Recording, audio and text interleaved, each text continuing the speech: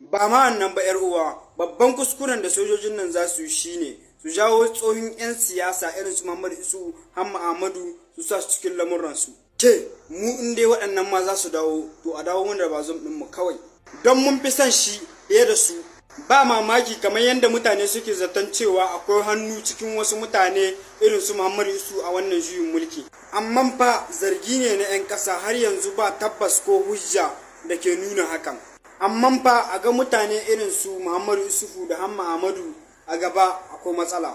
Don al'ummar ƙasa za su dawo daga rakiyar ku. Amma kuma in dai suna yi ne kamar yadda ake bukata a hali yanzu, duk 'yan ƙasa su taru su yi gwagwarmaya domin a kori Faransa.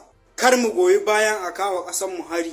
Wannan kan muna fata, amma bayan wannan ta wuce, ofishin 'yan siyasan nan ba ma buƙatar su da jam'iyyoyinsu. Lalle sojojin nan kulura da kyau, wallahi Allah manyan 'yan siyasan nan. Kun gane? Idan har waɗannan sojojin suka kamshi kiran Muhammad Isu, to tabbas ana nan gidan jiya. Gara a maido bazum kuma a maido sojojin Faransa su ci gaba da aiki a jamhuriyar Nijar. Na san wasu za su yi ta zagina. Kasancewar ɗan Isufu babban matsala ne a jamhuriyar Nijar, tare da wannan Hamma Ahmadu.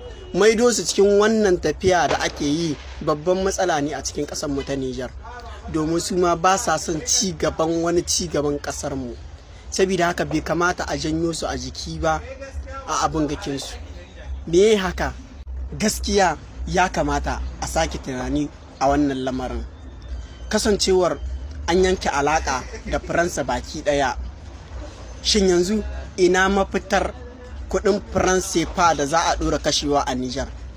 Akwai wata hanyar da aka fito da ita ne domin a yi kudin kan Nijar, ko kuwa har yanzu ana nan kan a fitar da Faransa daga cikin Nijar? Idan Faransa suka tsaye da duk waɗannan kudaden, ta wace hanya Nijar za ta ɗora kashe kuɗinta? Kafin a yi kuɗin kan ƙasa sai an sha dagar duniya, sai an yi shekaru aru-aru kafin ƙasa ta haɗa kuɗinta, kuma kafin ƙasashen duniya su yarda da waɗannan kuɗin su ɗora amfani da su. Saboda haka babban abin da ya kamata yanzu a hau kai shine a san ta hanyar da za a yi kuɗin kai sannan a rabu da Faransa. Ba a rabu da Faransa ba kuma ana amfani da kuɗinsu, kuma ana amfani da yaransu.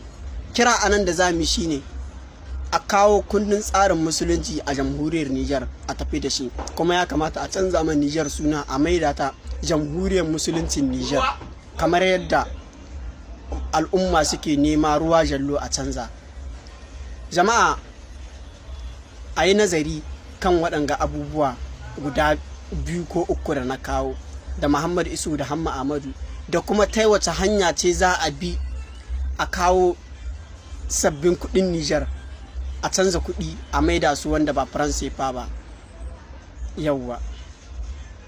Muhammadu Isufu ya umarci magoya bayansa da su fito su yi taron gangami don nuna goyon bayansu ga sojoji, inda 'yan Nijar ke ta tafka muhawara akan wannan magana tashi, inda wasu ke ganin cewa kamar zato ne ke shirin zama gaskiya, na cewa akwai hannun Muhammadu Isufu akan juyin mulkin da aka yi ma hambararren shugaban ƙasa